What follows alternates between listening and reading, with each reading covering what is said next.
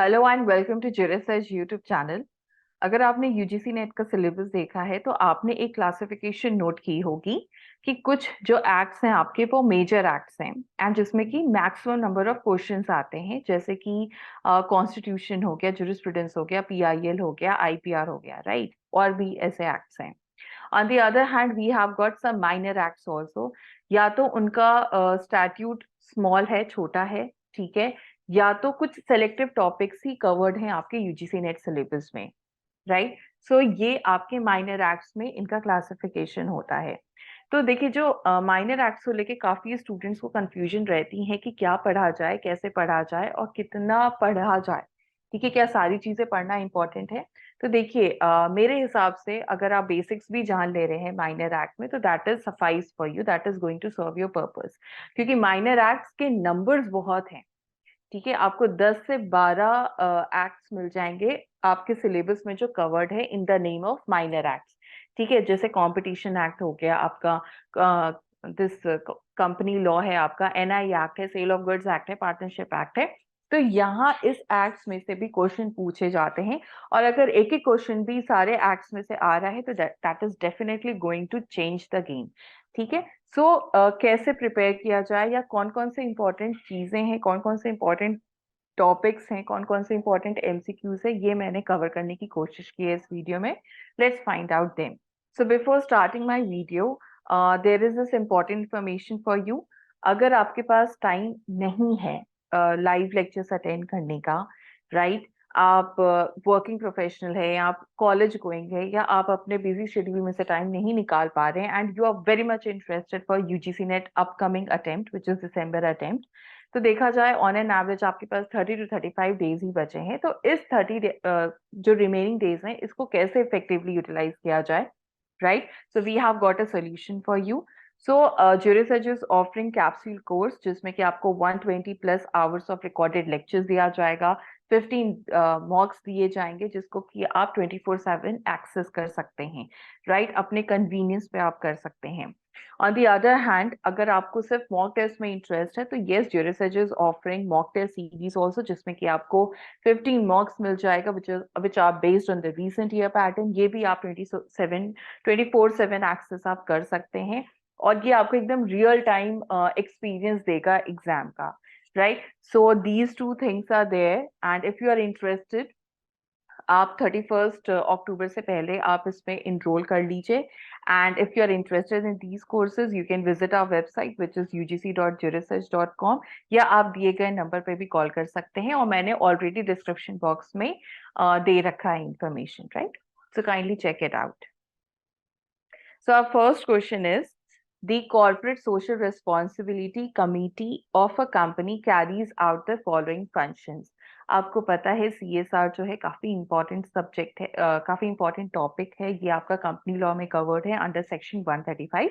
तो जो committee form की जाती है अंडर सेक्शन 135 उसका काम क्या होता है, ठीक है। So before us we have got the following options. आप वीडियो पॉज करके भी आप चूज करने की कोशिश कर सकते हैं द करेक्ट वन, ठीक है। तो आइए पहले देख लेते हैं। ए आपका है to appoint an individual of firm as an auditor, नहीं। सेकंड है आपका to recommend a CSR policy, no. Third is to recommend the amount of expenditure for the indicated activities, yes, ये आपका करेक्ट है। जो आपका सीएसआर कमिटी जो form की जाती है अंडर सेक्शन 135 क्लॉज 1 में, ठीक है, उसका यही काम होता है कि वो एक्सपेंडिचर बताती है, किसको, बोर्ड ऑफ डायरेक्टर्स को बताएगी, ठीक है। कितना एक्सपेंडिचर होता है ये भी आपको पता होना चाहिए, 2% of the net profit which is been net profit earned in during 3 preceding financial year, ठीक है। सो ये इसका है। तो अकॉर्डिंगली आपका option number 3 is a correct answer. Second question आपका मोटर व्हीकल एक्ट में से आता है। मोटर व्हीकल एक्ट में भी काफी बेसिक से क्वेश्चंस पूछे जाते हैं। तो देखते हैं क्वेश्चन को। The motor vehicle act 2019 has amended the following act. Motor vehicle act 1988 है या 1978 है, 1980 है या 1990 है। So the correct answer is option number 1 which is motor vehicle act 1988। तो ये जो 1988 का मोटर व्हीकल एक्ट है यही आपका अमेंड हुआ था 2019 में। Third question is comparative public law. Comparative public law क्या होता है?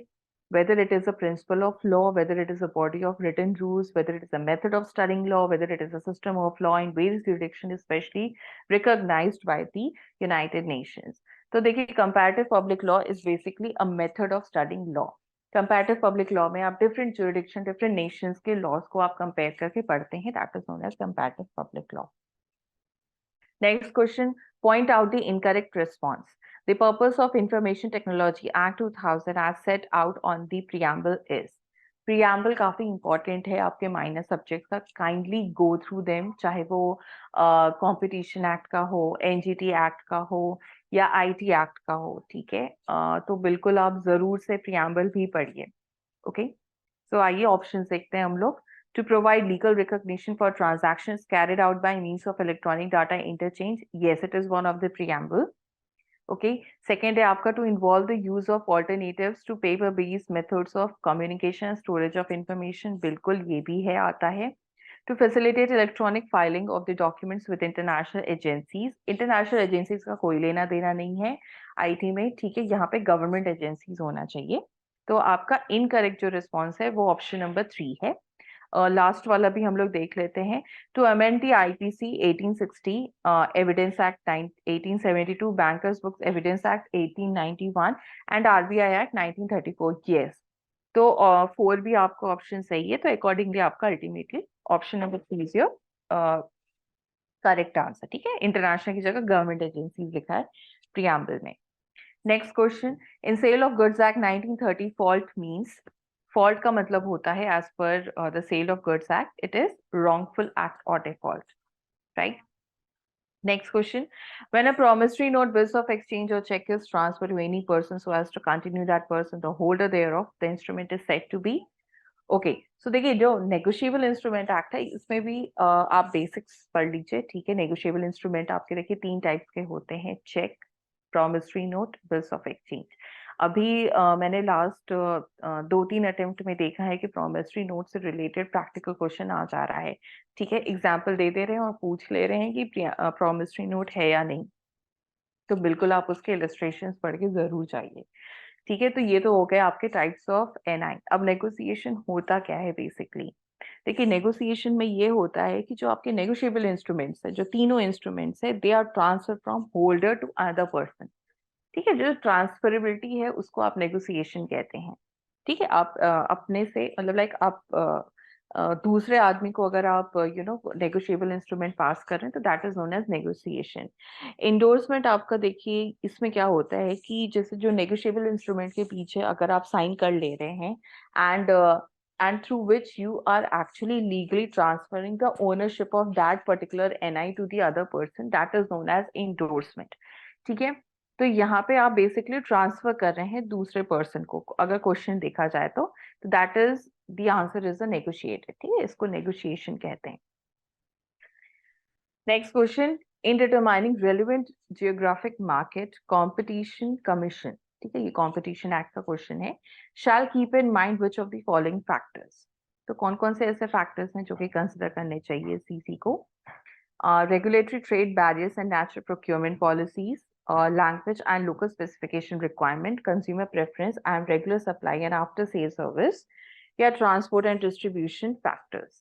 तो देखिए, आप अगर सेक्शन 19 देखेंगे ऑफ कंपटीशन एक्ट 2002 का, तो वहां पे आपको ये सारे पॉइंट्स मिल जाएंगे. तो अकॉर्डिंगली जो आपका ऑप्शन नंबर 4 है, चारों पॉइंट्स इंक्लूडेड हैं इसमें, right? So this is it. these are some of the important MCQs asked from the minor acts. अगर आपको ये वीडियो अच्छा लगा, do like and share this with your friends. And अगर आप इसका पार्ट 2 भी चाहते हैं तो कमेंट सेक्शन में डू शेयर योर ओपिनियन, आप चाहते हैं या नहीं चाहते हैं. So thank you for watching this video. Do subscribe Jurists channel to get the further updates.